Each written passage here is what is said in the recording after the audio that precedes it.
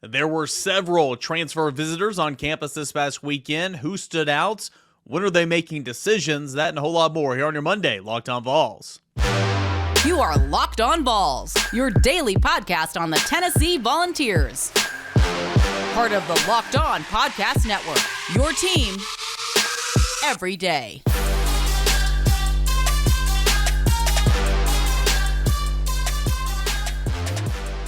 Hey everybody, welcome into it, your Monday edition of Locked On Vols. I'm your host, Eric Kane. This episode is brought to you in part by LinkedIn Jobs. You can find the qualified candidates you want to talk to faster. You can post your job for free at linkedin.com/lockedoncollege. That's linkedin.com/lockedoncollege to post your job for free. Terms and conditions do apply. I'm your host, Eric Kane. You can find me on Twitter at _Kaner and at Locked On Vols. You'll need those to get in your Twitter Tuesday questions for tomorrow's show. Every single Tuesday right here, it's when you take over the show. Any questions you have on football, recruiting, basketball, baseball, whatever you guys got, at _Kaner and at Locked On Vols. We'll spend part of tomorrow's show answering those questions and a whole lot more. I appreciate you guys for watching on YouTube, liking this video, hearting it, thumbs-upping it, and subscribing to the channel, and of course listening wherever you get your podcasts. We are going to discuss a bunch of guys who were on campus. I say a bunch, which is a couple, but a couple of transfer targets, if you will. Took some official visits to Tennessee over the weekend. Two of those guys that we're going to talk about are actually going to announce their commitment sometime today, whether that be Tennessee, whether that be another program. Who's to know at this point in time, but we will find out at some point today. So 3 critical Tennessee visitors, Tennessee targets, were on campus, and so we're going to discuss that in segment number 1. We'll look ahead to the safety position in 2023 in segment 2, and then, of course, we'll recap Tennessee's big win over South Carolina. That's coming up in segment number 3. So some of those visitors who were on campus visiting the University of Tennessee over the weekend, one is a wide receiver. He's been very popular in terms of the transfer target conversation dating back all the way to early December. Dante Thornton of Oregon. Oregon transferred receiver Dante Thornton. He was on campus. He left Sunday afternoon. I think this is going to come down to an Auburn, Arkansas, Tennessee battle. And he is actually going to announce where he's going. That's going to be at 1 o'clock later this afternoon. So he went ahead and announced a commitment date, if you will, and a commitment time. That was at some point on Sunday. So that's really good, really good if you're thinking about Tennessee and the timing of all this, because, again, he was leaving campus on Sunday. So Dante Thornton, he is a 6'5", 200-pound receiver, and he's not been ultra productive in college throughout his first 2 years. In 2021, he started 2 games, had 9 receptions on the year, 175 yards and 2 touchdowns. This past season, he went up to 17 receptions, 366 yards, and a touchdown. But he fits the bill of what an outside receiver in this offense truly is. Again, 6'5", 200 pounds, long and explosive. He can also play in the slot, and I think that there's some options there to use his oh gosh, the word is slipping me. Not variation, but use his versatility. There you go, versatility. It's Monday, guys, and that could be an issue, or that could be an issue for defenses in the SEC if he chooses to come to Tennessee. But he was on campus. I had a chance to catch up with him on Sunday afternoon, and that's at volquest.com. But that is Oregon wide receiver Dante Thornton, and he will announce his commitment to somewhere at 1 o'clock coming up later today. Another one that is announcing his commitment coming up sometime today is defensive lineman from Arizona State, Omar Norman-Lott. Omar Norman-Lott, he has 2 years of eligibility remaining, as does Dante Thornton, mind you. 2 years of eligibility remaining. And in the last 2 years, he's combined for 44 tackles, 4 sacks, 7 TFLs, and again, he'll have 3 years to play 2 seasons. What's interesting about Omar Norman-Lott, again, he's long been rumored to the University of Tennessee. He actually jumped in the transfer portal this time last year, and Rodney Garner gave it his best go. Tennessee gave it their best go. They tried to get this guy last year as well, but he ultimately decided to go out of the portal and remain at Arizona State.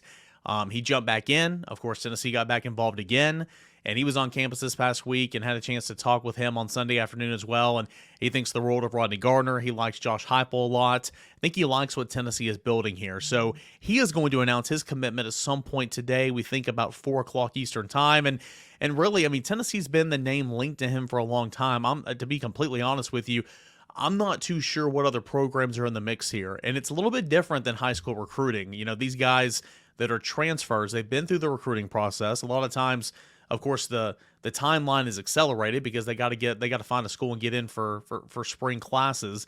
And a lot of times they've kind of been through all that hoopla and they don't really much want to talk about it. I'm not saying that's the case for Omar Norman-Lott, but I don't really know another program that's involved here, to be completely honest with you.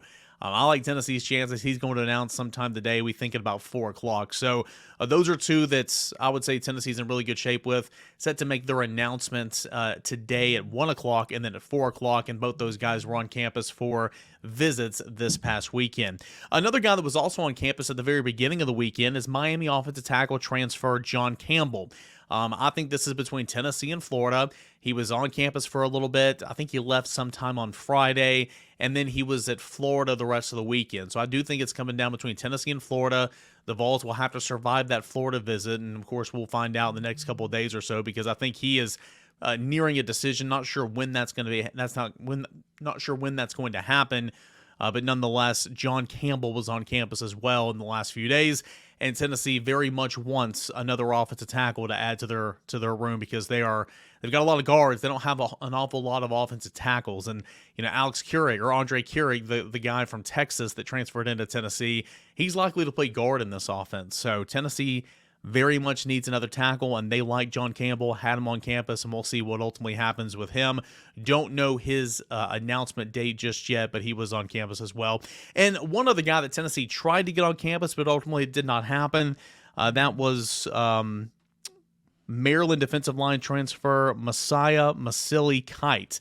He was planning on coming to Tennessee, ultimately canceled that, and I believe he went ahead and committed to Auburn. So if you've heard that name, Messiah Masili-Kite, defensive lineman from Maryland, he did not make it to campus. But we'll find out what Oregon transfer wide receiver Dante Thornton, what Arizona State defensive line transfer Omar Norman-Lott, what they decide to do, because they are going to commit at 1 o'clock Eastern and 4 o'clock Eastern, respectively.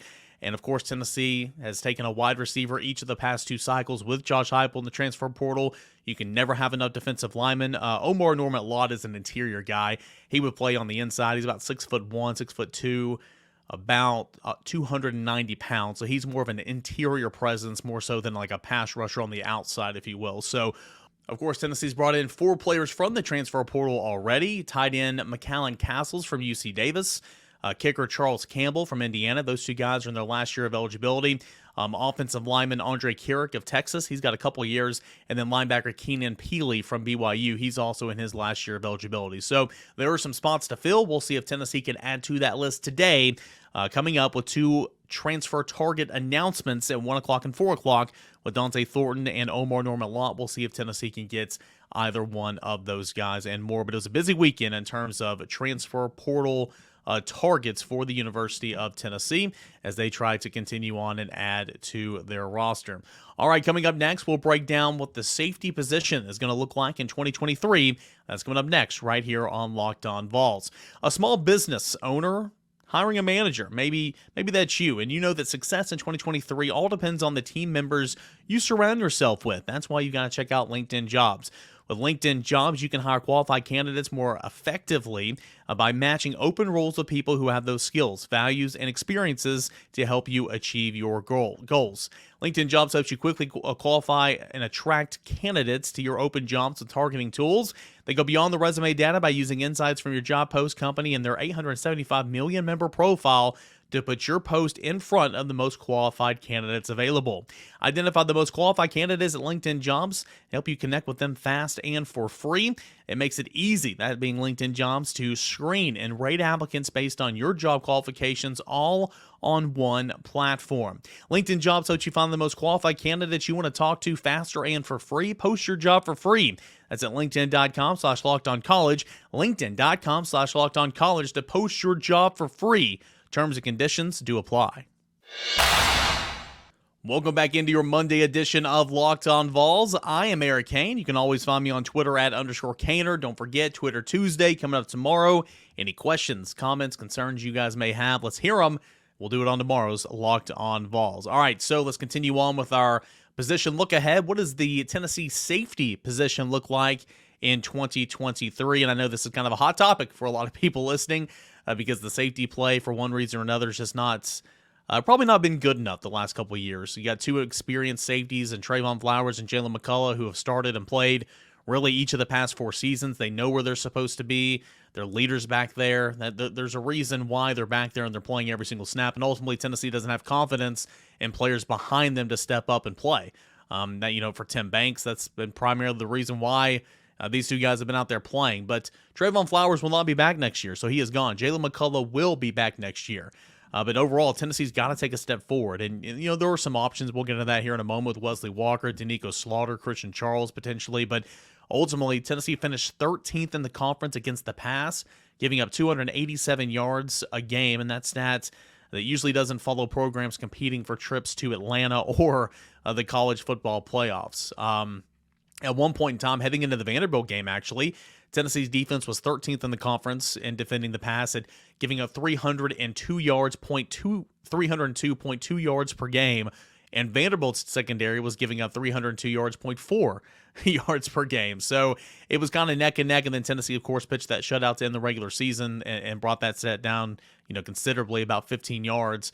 But Vanderbilt finished in 14th in the league, last in the league. Tennessee finished 13th in the league with 287 yards given up through the pass. And it's not just the safeties. I mean, there's cornerbacks in there. There's linebackers in there. There's a pass rush in there. Maybe that's not there, and that's a reason for it.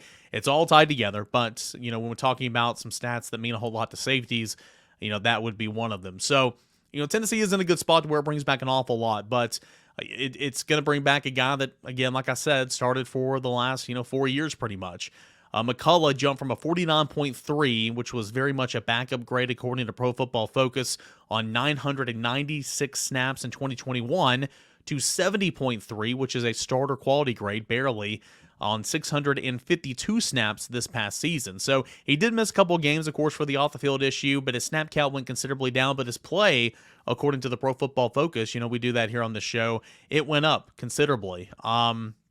Said he career-high 51 tackles for him this year, gave up 15 completions on 20 targets for 212 yards as the primary defender in pass coverage. These numbers, again, are improved from 2021, as it was 35 receptions on 53 targets for 457 yards and 3 touchdowns back in 2021. Again, Pro Football Focus, it's not everything, but it does paint a decent picture, and McCullough, who will be back, looks to continue to make improvements and bring up that grade in his overall play to where a guy that Tim Banks can continue to rely on at the safety position. But who else is back there at the safety position that's not named Jalen McCullough? Well, Andre Turrentine. He didn't really see the field an awful lot. Again, he was the young freshman transfer from Ohio State, played some special teams, but as a redshirt freshman this year, really didn't have a role in the secondary as a safety. Maybe that can change this spring and moving forward into 2023. There's a lot of high hopes for Jordan Thomas, the true freshman this year. I thought he absolutely balled out on special teams. A really, really nice guy that I think Tennessee has a lot of high hopes for. And again, will be a big spring for him this year to see if he can bring anything to the table for that safety spot. You also have options in Danico Slaughter and Christian Charles. That's why it's so interesting when we talk cornerbacks and secondary. Where are some of these chess pieces going to be? Slaughter played safety in the absence of Jalen McCullough. When McCullough came back, that's when he transitioned over to corner midseason.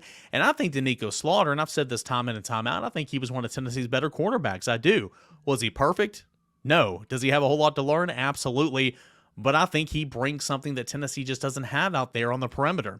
Christian Charles, he played corner exclusively this year, and that was out of need in spring. They kept him there this fall. It just never really materialized. It was not a good year for Christian Charles. I think he might be one of the better athletes on the team, but at cornerback, it just wasn't good whatsoever. So will he stay at corner or will he transition back to the safety position? We'll have to see.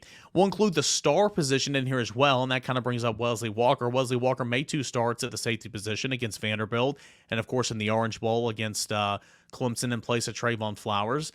And Wesley Walker's a guy who I think will open up as a safety, next year. And I think he's a guy that can play there, and I think he should have played there a whole lot more. He split time with Tamari McDonald, the star position, that nickelback spot a lot this year. But his versatility is a guy to where I think he needs to be on the field an awful lot more. Tamir McDonald, he was a great story. He won that position battle in fall camp, and really, had a leg up on everybody because he's one of the few guys that were out there in spring and going through there and getting a whole lot better. He finished 4th on the team with 51 tackles. He wasn't the best guy as a primary defender in pass coverage. He allowed 49 receptions on 61 passes for 400 yards and 3 touchdowns on 614 snaps this year. Walker, who played 404 snaps, let's see here. He was better in terms of being the primary defender, but by not an awful lot. But it's in terms of his Pro Football Focus grade, the Georgia Tech transfer, that being, of course, Wesley Walker, he finished at 74.4, which is really solid. As the qualified defender, as the primary defender, allowed 1 touchdown on 134 yards this year. So again, I was mistaken. It was much better. It was much better, but I don't think he was targeted as much when he was in the football game than Tamir McDonald. Any way you want to spin it, more Wesley Walker, whether that be at star or at safety, and I think that's going to be at star an awful lot this year. Who's gone? Well, that is Trayvon Flowers. He's the only notable loss for the secondary as of now. He has some limitations, but there's a reason why he's back there. He finished 2nd on the team with 57 tackles this year. He had team high 2 interceptions along with Kamal Hadden. Pro Football Focus grade, though, it dropped from 67.1 last year to 60.2 this fall, playing over 200 less snaps. So that should have went up. He should have been a little bit more rested. Of course he was, and his time he missed was the last 2 games of the season. But Trayvon Flowers, he had his moments. He had a big interception at Pittsburgh, had a big-time sack on 3rd down on the goal line there at the end of the game against Pittsburgh. He did some things, but he also led up a lot of plays as well. So Trayvon Flowers, I'm not going to say it's going to be easy to replace him, but I think there's a lot of opportunities there for sure. All right, who is coming in or who is now here to become a Tennessee Volunteer at the safety position? Well, Tennessee signed 5 defensive backs in the early signing period, 2 of which will play safety, John Slaughter and Jack Luttrell. Slaughter is one of the better players from the state of Mississippi. He jumped on board with Tennessee early last summer. Luttrell was the longest commit for the class of 2023. Committing to the University of Tennessee back in the summer of 2021. John Slaughter has been making some noise. He was there for bowl practice. He's a guy that whenever coaches were kind of talking and people outside of the practice setting, that name just kept coming up. John Slaughter. I think he made a couple of picks in practice. I think he made some plays. I think that's a guy that Tennessee's really excited about, seeing what he can do in spring practice and then ultimately in fall camp to see if there's a role for him in the secondary in 2023. So Tennessee safeties, you bring back an awful lot. You bring back one starter that's been a starter for 4 years that's, I think a lot of times you can upgrade at that position. You're going to have to go away from Trayvon Flowers, who was not returning. Any way you want to spin it, the safety position is going to look a little bit different this year, but Tennessee has got to take a step at that position if they want to take a step defensively. For a defense overall, that took a big step in 2023, or 2022. It really did. And if you throw out the South Carolina game, it would have taken even a bigger step. But still, with that debacle, this defense took a big step this year. But you got to get faster and more athletic, and we'll see what that safety position looks like in 2023. All right, when we come back, let's talk about Tennessee's win. Tennessee hoops the win at South Carolina. Boy, that was a massive, massive beatdown for Tennessee over the Gamecocks. We'll come back and talk about that here on the other side, right here on Locked on Vols. But first, BetOnline is your number one source for your sports betting information, news, stats, and analysis. Get all the latest odds and trends for every professional and amateur league out there, from pro football to college bowl season to basketball to the NBA to the World Cup. They've got it all. That's at betonline.net. If you love sports podcasts, you can even find those at BetOnline as well, but only after you listen to this one each and every day. Always there for the fastest and easiest way to get all your sports betting information, like the lines and the spreads, the first half, second half for Tennessee basketball.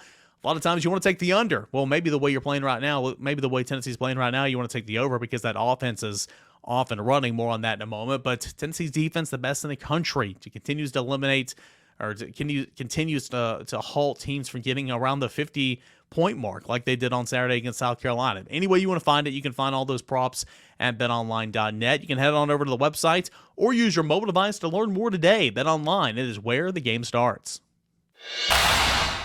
All right, guys and gals, we got one more segment left here of this Monday edition of Locked on Vols. Again, Twitter Tuesdays tomorrow. Don't forget any questions you have to get them in. Tennessee basketball now improves to 13-2 on the season, 3-0 in SEC play. Been a couple years since they started off that hot. 85-42, the win over South Carolina. Nothing erases what happened on the gridiron at South Carolina back in November, whatever it was. But I think a lot of Tennessee fans were happy to see this one just completely bulldoze South Carolina. If you were to tell me that South Carolina scored 63 points and beat Tennessee in this academic school year, you would just assume that would be on the hardwood. That was on the gridiron, but Tennessee held South Carolina to 42 freaking points. Just incredible. Best defense according to the Ken Palm adjusted defensive efficiency rating. And it's by a long shot. I mean, Tennessee's been fantastic, but what's been more impressive about Tennessee here lately is the offense.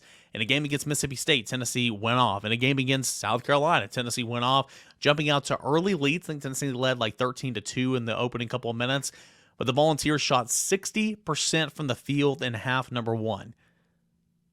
Shot 51.5% from the field in the entire game, made 10 3-pointers.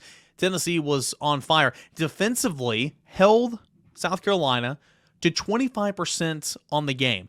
South Carolina made only 12 field goals in this basketball game, 12 of 48 from the field, 4 of 26 from behind the arc, 15% from three, and they got to the charity stripe 15 times, made 14 of those, or it would have been a lot more devastating. But Tennessee's defense was incredible, and the last two games, Tennessee's offense has been incredible as well. Tennessee made 10 of 22 three-point shot attempts and made 35 of 68 shot attempts from the field, and that's a 51%, 60%, 17 of 28 from the field in half number one. And when you look at it, who contributed and who played well, I think the conversation begins with Olivier Cumwa. 21 points off 10 of 10 shooting and 10 rebounds.